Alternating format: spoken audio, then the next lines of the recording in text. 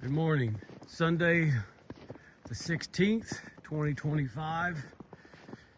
Last night in Louisville, Kentucky, we had just a frog strangler. There's flooding all over the place. Drinking my coffee this morning and it starts snowing. Welcome to Kentucky. So I thought I'd just come out to check all the lids. Most of them I have strapped down or weight on them, but you never know. We had some pretty good winds. It's still snowing now. Probably got a couple inches. It is pretty nice, pretty out here, but I think most of us are over it. So I'm just walking around, and it's going to get cold again. I think low is 6 this week. This is going to test the bees. There's a lot of colonies that are starting to brood up, and from everything I've been taught, the bees will not leave larvae. They will leave brood, but not larvae. And a good friend of mine, Kent Williams, kind of puts it in perspective. He said this is the difference between larvae and pupa. If you hear a knock on your door in the middle of the night and you open up the door and there's a little baby in a bassinet, there's not a person in the world that's going to turn that baby away. They're going to bring it in and love it. But at the same time, if somebody knocks on your door in the middle of the night and you open up the door and it's a mouthy 13-year-old, you're probably not going to let her in or him in. That's the difference between a larvae and a pupa. Now, as you see, I've been out here once already because I'm so high tech on this computer stuff that I hit the button on my stick and it stopped the video halfway through. Yeah, I wasn't happy. Sometimes I hate technology. Actually, most of the time I hate technology. So this hive over here, this is my problem hive. This has been going on for about 3 years. They're just nasty. So when it first happened, that hive, well, when they first got nasty, that hive actually was on the corner of that stand. Uh-oh, focus. So I moved them down here, and I thought, well, maybe, maybe there was a skunk over there, even though that stand is 16 inches off the ground. So I brought them over here. They were still nasty. So I killed the queen. They made a new one. She went out and got mated, come back, still nasty. So killed her again. After about 2 or 3 times, I'm like, I'm done with you. I tore down all the cells, I thought, and come back. I was going to shake them all out just so I could get all the frames out. And lo and behold, there was another queen in there. She was nasty. So I don't really have nasty drone pools around here, but evidently she was finding nasty dudes. 2 years ago, I even mixed up Dawn dish soap and poured it on the whole colony because I had it. They survived it. So now I don't mess with it much. I treat it because they'll still staple your socks to your ankles. So I added some pollen patty to them yesterday just because I don't, if you have a cow, even though you hate it, you still should take care of it. And I do. I just don't work them the way I work my other hives. So we'll take this off. And yes, I did this once already because the stupid button. And just that little bit of movement actually got the bees moving a little bit. And if I move them much, they'll come out the front door and light me up. Now these are plexiglass lids I put in so I can do this. That way I can check to see if they need any sugar patties or fondant or anything like that. I can put the thermal imager on the top of the plexiglass and I can just see if there's a temperature difference between outside ambient and inside. I'll button him up. Oh, there they come. Just that little bit. And they're coming out. Yeah, freeze to death, you son of a buck. So I talked about pollen patties. A lot of people are misled on pollen patties.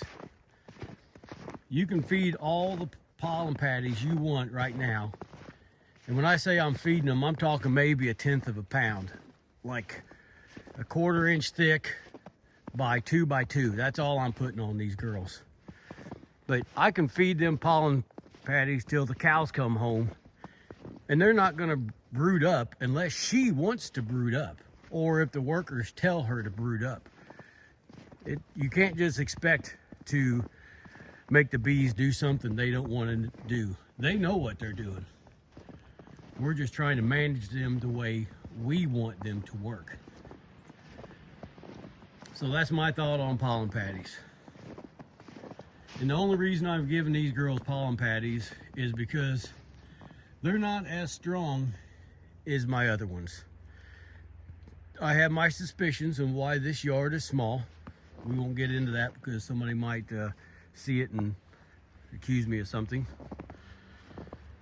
But that's another story. So this little one here, I just set this here one time and I just didn't get back to it. So I went to move it and I heard something in there, and there's some, I'm not sure if they're field mice or deer mice or what they really are, but they are living in there. So I would rather have them living here than in my honey house or my barn. So I just let them go. I don't mess with them much. We'll just see if they're in there. Made a nice little nest. And if I had my thermal, that's usually what I do, is I shoot it for the surface temperature and enough will come through those shavings or whatever that is and see. So I'll just pick through here and see if they're in here.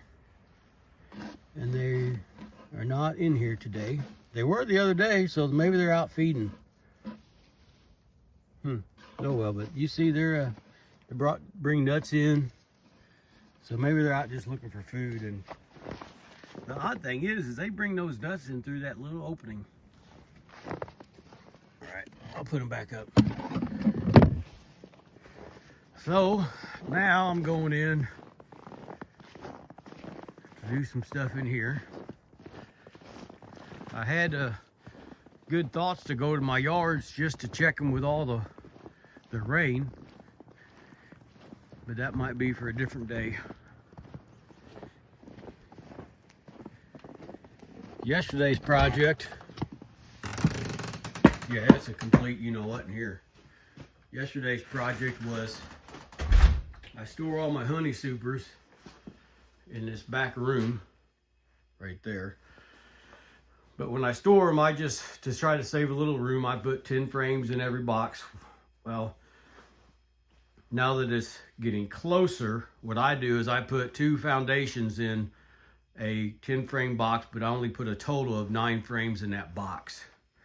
I feel that it stresses the bees out a lot less, just giving them a few foundations to work on instead of slapping a whole box. That's my opinion. So these are my deep frames, and those are some foundations, and I'll mix them together too. Got my lids over here ready. I got plenty of bottom boards. I'm probably set. This morning I found a couple cut comb foundation that I'm going to melt down. This is my Dayton wax melter. I had a friend of mine, he works there. He actually customized this for me a little bit. Most of your Dayton products don't come with the 2 valves for a melter. They use their bottling tanks as a melter / bottler, but this is designed for it. and it's hard to tell because here's all my stuff, but they also made a slum screen for me, so you can slide that slum screen in and it holds any cocoons down to the bottom. It's pretty nasty, but that's what it's for. And I have some wax to where I was cleaning my frames to melt, and that's when I use it to put in my cut cone foundation.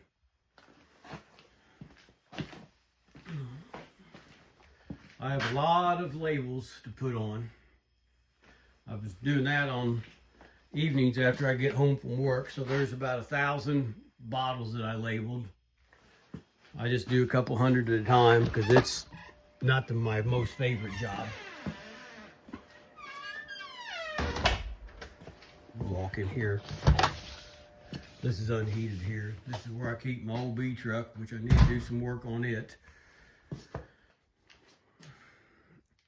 These are new supers with new acorn frames and foundation in here.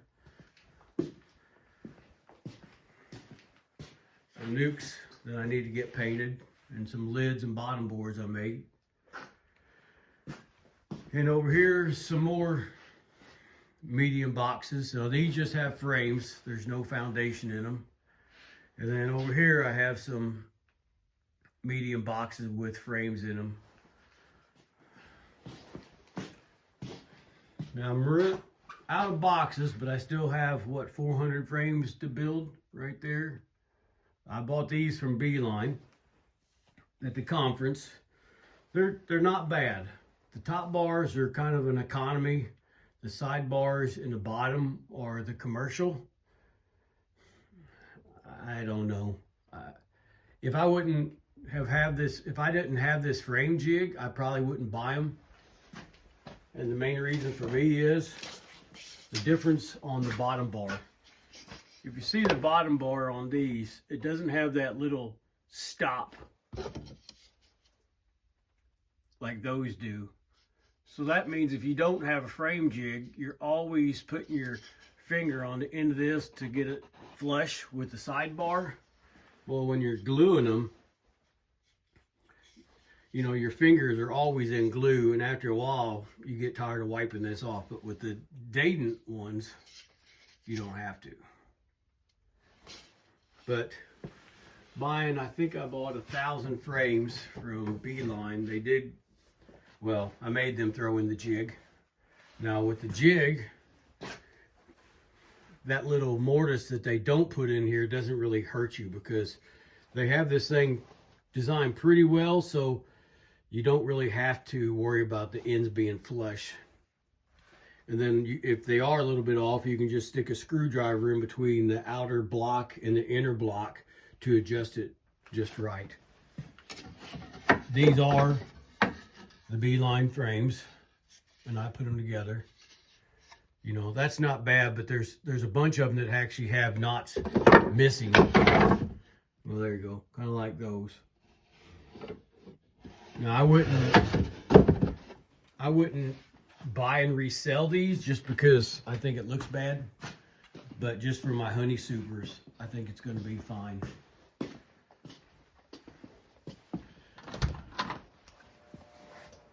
Let's see here.